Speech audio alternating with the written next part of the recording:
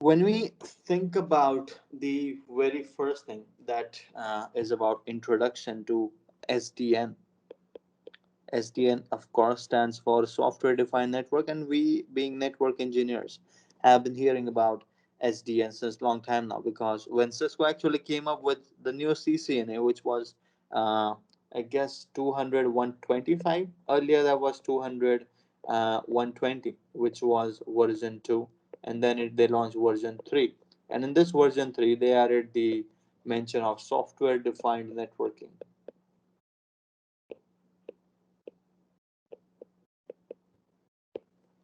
right? So in software defined networking, uh, this has been, I would say, kind of a buzzword into IT, just like how cloud has becoming familiar with everyone. So, and it continues to be famous again and again every year. But some network engineers kind of have a misconception there. So I I've interacted with many professionals that deals in automation and all, but some I would say professionals have came across this thought, and they've told me that they have a confusion about when SDN is going to be implemented in its full way, because we are still into kind of a transition of moving from traditional network to a distributed centralized network there. And once the transition is completed, when everything is going to be managed by controllers and centralized devices and all, the jobs of normal engineers whose responsibilities are to do manual configuration changes onto the devices are going to be suffered. But I still believe that, and I'll continue to believe that it's just a misconception that is out there. Because I would say that people might have jobs, like if you have around in the infrastructure, if you have 50 switches, and those switches needs to be created some VLANs, okay, some VTP information, some STP fine tuning, and every other layer 2 manipulation that you can do on the device. You might have a job to play with this configuration every day, to go on certain devices and do some configuration changes over there, which will kind of optimize the network. But eventually what you are doing is you're just doing repetitive tasks then, based on what you analyze your network has been performing. That's what the scenario is as of now currently.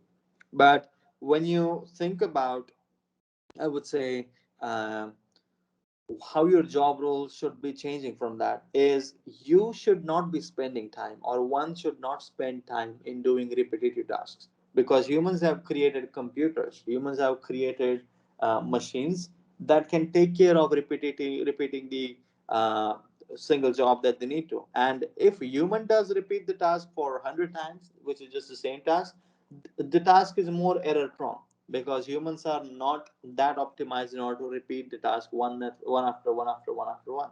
But machines, they do not get tired of repeating a single task for n number of times. So that's where we kind of mitigate the problems that you can have by doing manual configuration and transitioning them to the automated way, so that the tasks are then less error prone, and the chances of the network coming to a standstill is kind of lowered down by giving the responsibility of performing repetitive tasks to the machines and not the humans. Now, what would human do if machines do these repetitive tasks? You can spend time into thinking and into designing how your network can be better optimized.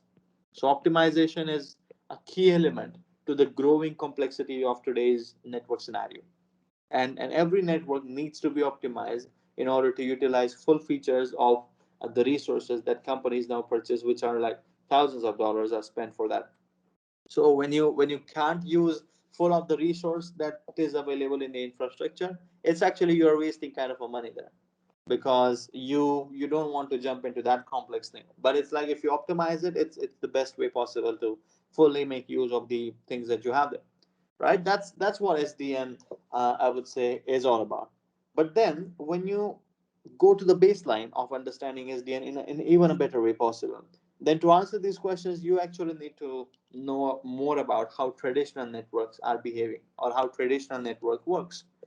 So when you think about traditional network, I'm just keeping it a bit basic, okay, for the first class, so that everyone can come onto the same page. So if everyone, like anyone knows about what information I'm throwing out, just digest it for now.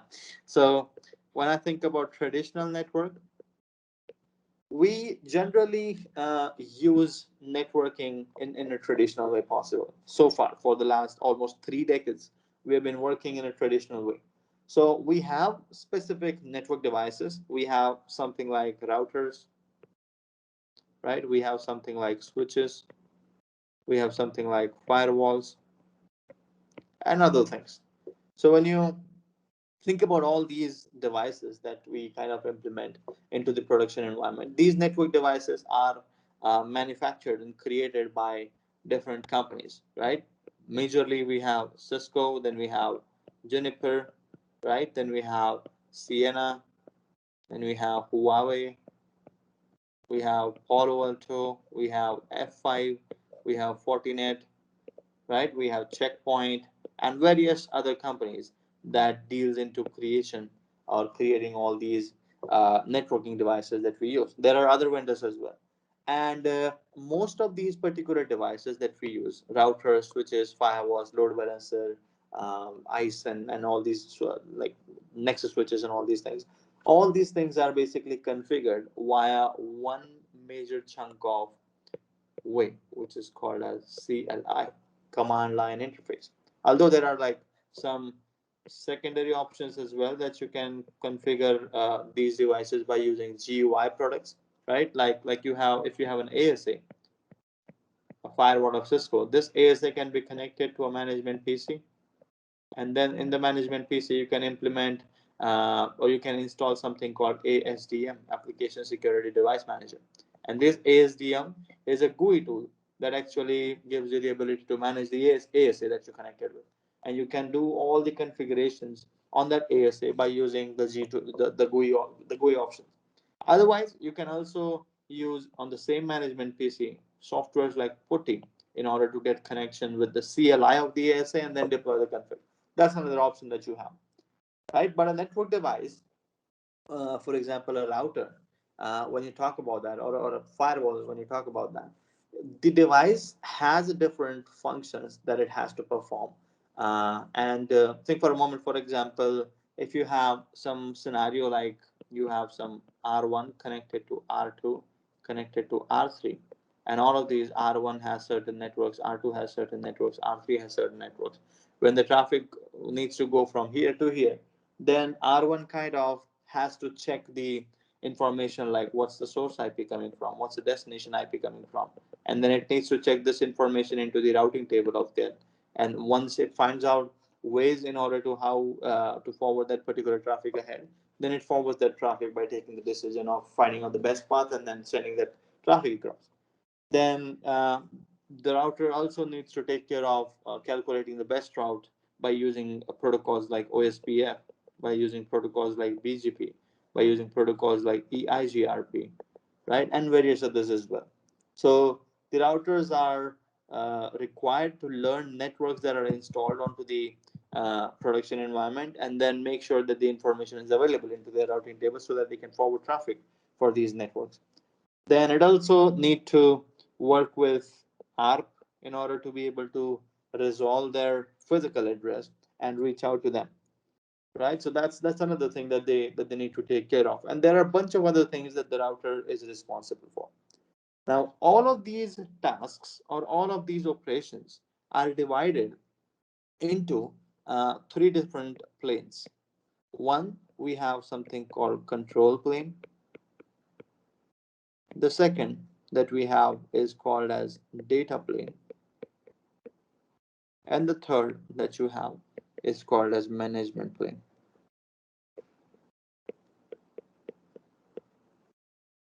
Make sense? Control plane, data plane, and management plane.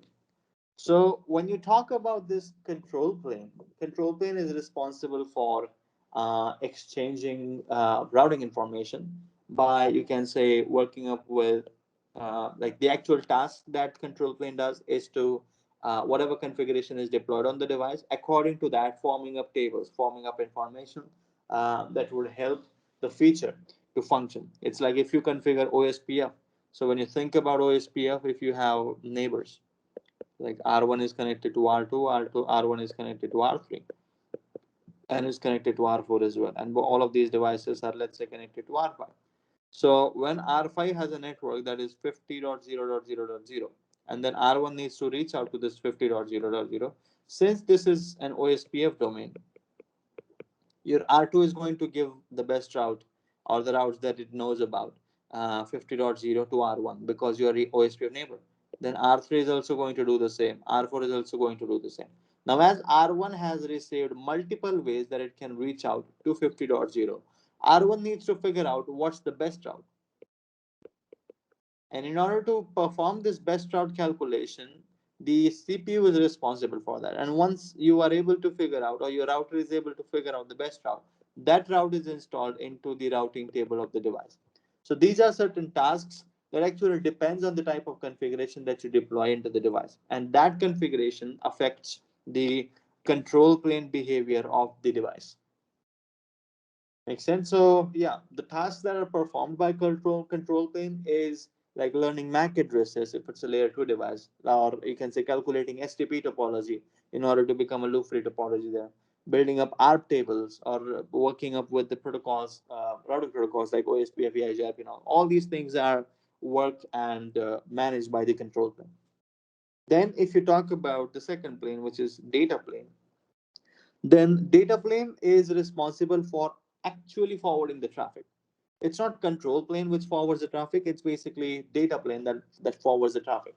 And data plane is something that cannot be configured manually, but according to the configuration that you're dealing that you're doing onto the device, the data plane is going to form up a table that exactly replicates the information stored into the control plane, and the same information is considered in order to forward the traffic. So all the layers that stays below, or that's like layer 1 or layer 2 things, all these particular tasks are handled by data plane. So you can say encapsulating or decapsulating your traffic, adding or removing .1 queue headers, matching MAC addresses in order to forward the traffic, and so all these tasks are basically done by data plane. Okay, so and then after that you have the third plane, which is called as management plane. So management plane is just used for accessing and managing your network devices by either using one of the way that I told you, by either physically getting connected with the device and accessing it by using CLI or GUI, or you can also put up your device, which is available here, like either this ASA is accessible locally by using console ports, or this ASA is connected to ISP, and then on that ISP there is another user sitting on management, and then he can reach out to that particular device by remote management protocols, be it HTTPS or Telnet or SSH, and then access the same CLI or GUI by using that. So that's another way of how you can do it. But when discussing about SDN, the control and data plane are the most important planes to keep in mind. It's not much to deal with management plane. So if you think about how control and data plane works, then you can just visualize, or you can just think about a picture that looks like this. So assume that this is your control plane, and you have certain protocols running up like OSPF. You have another protocol running up like EIGRP, and then you have another protocol running like static. And if you look at OSPF is going to build up tables like neighbor table, and it's also going to build up tables like LSDB, link state database. EIGRP is also going to formulate neighbor table, and it's also going to build up something called topology table, which contains all the routes that it has received. And based on this, your router is going to form up something called a routing information base. You get that? So, for example, if I take the same topology, R1 and R2 and R3, and then you have R4, and then you have R5. So when R2 gives its route, R4 gives it route, and R5 gives it route, the best routes.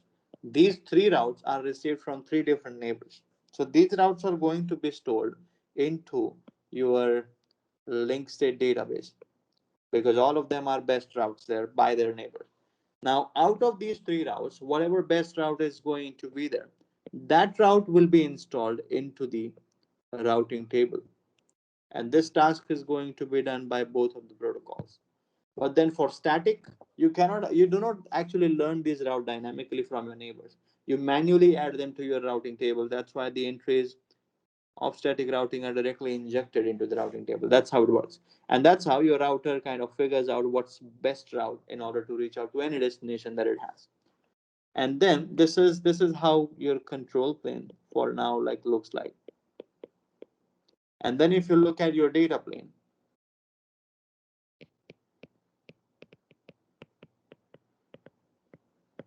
then in this data plane, you can see that it creates something called forwarding information base, to which we also call as FIB.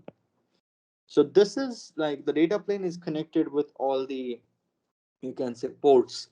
So for example, if you have a port that's G0/0, G0/1, G0/2, G0/3, and G0/4.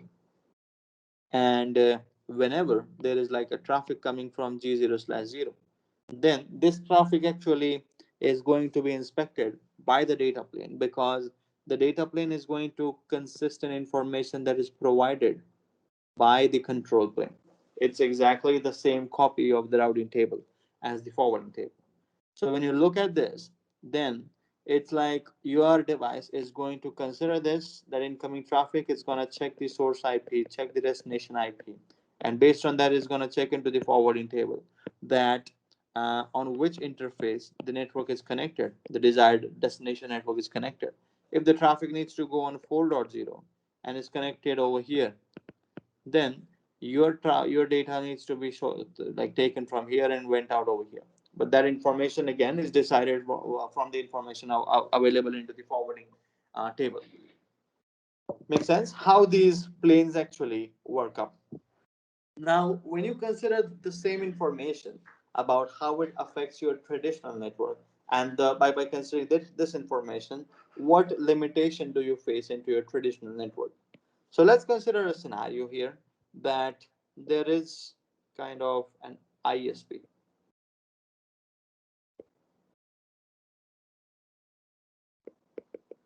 and we're discussing about limitations.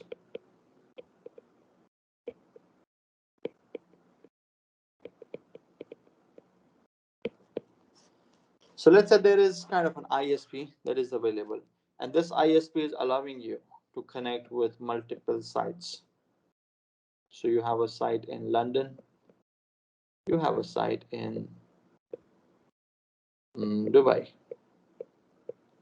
and then you have another site which is kind of here in India, so New Delhi, and that's your headquarter, let's say. Now there are certain like people that are sitting here, and these are nothing but employees.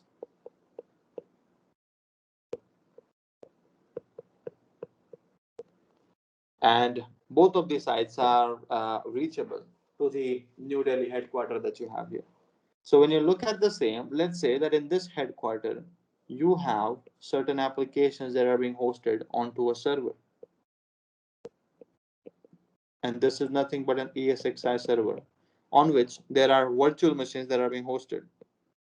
So you have virtual machine 1, you have virtual machine 2, and you have virtual machine 3. This virtual machine 1 is your web server. This virtual machine 2 is your FTP server. And this virtual machine 3 is your mail server. You get that? And employees that are basically situated here needs to access these virtual machines in order to access data that is present into these servers. So they need to be reachable from here all the way to here onto the server. In order to make it reachable, you would be implementing some networking devices, be it let's say R1, Okay, and for redundancy, if you have R2, or you can also put up your firewall out there, and you can also cluster the firewall by connecting them together and by for high availability purposes and all. And then you might have some core router working out that is connected with both the firewalls, or you can even have redundancy into the core devices that is connected like this. And then you have certain layer 3 devices that's also taking up the connectivity in a mesh fashion there. And then you have some layer 2 devices that's actually connected with the server like this. So you can say that this part is your core, this part is your distribution, and then what's down below is your access layer. And in order to be reachable, you can reach out by any way possible here, or by from coming over here, any way possible here. Any way you can reach out to the servers and the virtual machines that are hosted inside. Now, this is what the current deployment looks like. Okay, you probably might be running various features over there, like all of this connectivity that you have done between the sites. This is being done by using BGP. All your internal connectivity is actually done by using OSPF.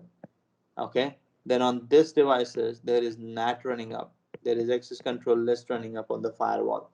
You get that there is VPN running up in this particular firewall. At the down at the access layer you have VLANs running up, you have STP running up, you have things like HSRP running up over here, you have things like SLA running up over here. There are various other technologies that actually can be implemented in this topology. Now, let's say that the company has a business requirement of implementing, or the company has just purchased some tools from a company, from another company, and these tools needs to be installed as part of the virtual machines. So new virtual machines like 4, 5, and 6. So this 4 is kind of an ERP solution. The 5 is kind of a customer relationship management solution that it has performed purchased, and the 6 is another, you can say, solution, accounting solution or tally solution that the company has purchased there. And all of these particular tools also needs to be accessible to the other sites that are available. So, what all will be the changes that the network will go through in order to bring this particular change in effect? As the network was traditionally working up in the best way possible when there was only three virtual machines that were being hosted up, being it like the web server, then the FTP, and then the mail. But now there are new virtual machines that are being created. So for the IT staff to create new virtual machines, it doesn't take a lot of effort. You just the IT staff just needs to purchase a solution, take the virtual machine, install it into the server manually, and nothing else needs to be done there. But for the networking team, then, in order to bring these virtual machines in effect, these reachability via any particular route there to this side and to this side needs to be specified. And in order to do that, there are massive changes that needs to be done here, to be done here, and majorly to be done into the headquarter network. So what all are the changes that you probably are going to require? Firstly, you need to play with access layer for changing or adding new VLANs for these particular servers, right? Then after that, you need to do some STP tuning in order to like create like route bridges for them and prioritize a specific route switch for those particular traffic that's going to be sent for these VLANs, right? Newly created VLANs. Then you also need to do some new subnetting. New subnets needs to be created. Then they need to be routed, so routing needs to be done. They also need to be reachable to outside, so netting needs to be done. They needs to be allowed, so ACL and VPN manipulations also needs to be done there, right? Then they also needs to be prioritized, so first of redundancy protocol configs needs to be modified there, and a lot of other things that actually needs to be done onto these devices depending on what type of device that you're making the change on. Now, if you remember that I told you that the devices do get configured with their control plane and with their data plane behavior. And because every damn device in this particular solution is going to have control plane, or you can say, yeah, every control plane and data plane, control plane and data plane, control plane and data plane, control plane and data plane, right? CD, everything, every device over here as well. Every device is going to have their local control plane and have their local data plane. And just because of that, you need to go on every single device and do the configuration over here as well. Here and here. All these devices needs to be configured with required configuration. Be it even copy pasting the running configuration of one successful configured device. It's that you need to do it on the other bunch of devices there. And this approach makes the traditional network kind of slow network, or kind of slow and manual configured network, which sucks. I believe so. So when you think about these things, that's exactly where SDN came from. Do you understand what I'm trying to say here? When you think about the same here, then in that case, you can say SDN can be thought of to a solution to how to make this particular configuration fast and more reliable. And when you think about these two solutions, how SDN actually then works in comparison to this traditional approach that we have been working on. So in this scenario, how it works is you are going to be provided, or how it's turning out to be in today's network environment is there is becoming a centralized SDN controller. And this SDN controller is kind of having a central point of control plane. And that particular control plane is going to manage all your infrastructure device. So be it like router 1, be it your router 2, be it your switch 1, and be it your switch 2. Or even you can like consider these router 1, router 2, router 3, router 4, a bunch of devices that comes under the umbrella of the SDN controller. So it's like these devices are just going to manipulate their local data plane from a centralized control plane. It's like that's not going to be a scenario that these devices are going to give away their control plane abilities. It's basically that the control planes can actually be configured from a centralized point of touch. So it's like the SDN controller is going to be managed from a centralized management PC.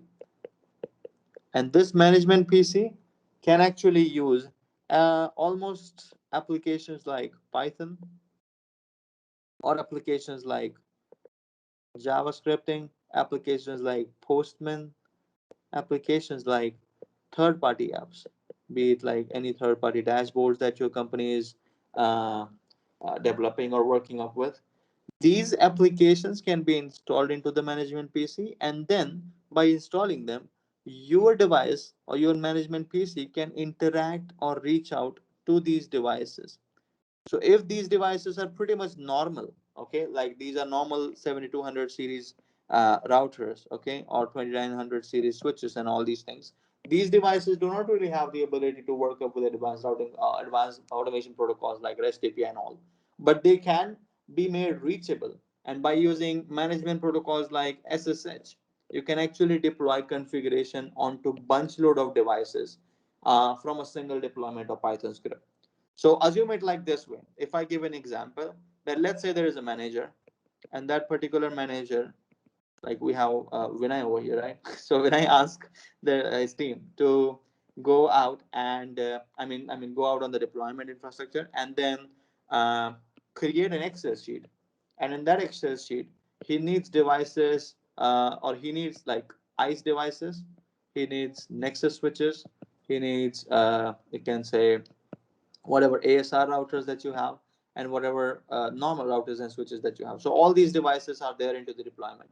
And then he wants an Excel sheet that has the management IP address, that has the version of the device, that has the serial number of the device, that has various other devices or various other information from the device to be collected and then stored in an Excel sheet. And that's how we need to furnish the report to the higher management so that they can think about the future aspect of what purchases does the company has to do now, depending on what infrastructure that it already has. Now, in order to achieve this task, it might take weeks for employees to go out on every device and find out these details and manually type it into an Excel sheet, because it's not going to be seen that higher management can be, you can say, provided with the CLI configurations, and they can read out the information through that and they can kind of sense that what all are the things that are available there, right? So the data actually needs to be exported to a CSV or to an Excel file, and then it can be produced to us, or it can be provided to the higher management team that they can have a look at it. Now, as I said, that this particular task is going to be consuming a lot of time, and the major thing is, as employees are going to be repetitive task again, it's going to be human prone or human error prone, right? It is very damn possible that someone might type wrong serial number into the uh, any cell of their Excel file. That might not turn out to be the correct information that's out there. It is damn possible. Now, what if instead of spending weeks of time, or instead of spending several days of time into achieving this task, I can spend some time into developing a Python script. And by developing a Python script, it is just going to be hardly a script of, let's say, 50 lines or 100 lines. And this particular script is going to go on every device that is available that comes under the inventory of this list. And then it goes on every device and then fetches out this information and stores it in an Excel file, automatically exports that information into an Excel file and creates it. The same task can be achieved by not manually going on every device, by telnetting every device or SSHing every device, and for like finding out the information and storing it manually into the Excel sheet. This entire process can actually be automated, which can be pretty much helpful. Sounds good to you? Yes. Yep. So that's what we are looking up to when we think about how the SDN approach can be taken further. Now, it is not important all the time that you're going to have an SDN controller directly. It can be a scenario that you directly have the reachability with the device, and by using Python script, you are sending nothing but CLI commands onto normal devices. But it's like the recent solution that the Cisco is coming up. For example, SD-WAN is a great option there. In SD-WAN, you kind of have a centralized SDN controller, which is said to be as vManage. And by using this vManage, you have the control of sites, all the sites that are having the edge devices. So you can manipulate you can say transport fabrics, and you can manipulate the local fabric that they're connected with by deploying policies and template configurations and all these other things. So in that case, your management PC is going to interact just with the SDN controller. You directly are not sending any config onto the end device, but you are just provisioning your controller there, and then by using that controller, you are doing configuration on this controller, and those configurations are in bulk load being deployed onto every other device that's available as part of that particular fabric. That's how the solution can be implemented in the new coming solutions there. But in the traditional approach, it's kind of in a limited way possible that you need to directly reach out to the end device and configure the device by using Python script. But the ability that you get now is that you are able to just create a single script and then deploy configuration onto multiple devices that are available there. This is something that can be thought about, that how automation is going to work out. So when we think about how these interactions are done between the management PC and the traditional approaches, the communications are divided into two ways possible. So this is how the division actually happens. I'll just do it with the red marker there. So when this communication is done, or the communication is done between the management PC and to the controller, we kind of address this as northbound interfacing.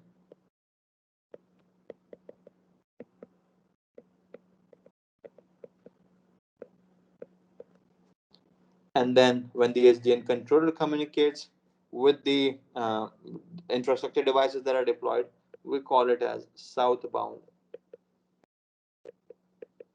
interfacing. That's how the scenario is going to be. So there are various, I would say, things that are available considering northbound interfacing and considering southbound interfacing, and the generally we consider REST API in order to work up for the communication from the controller to the management PC by using a transport of HTTP.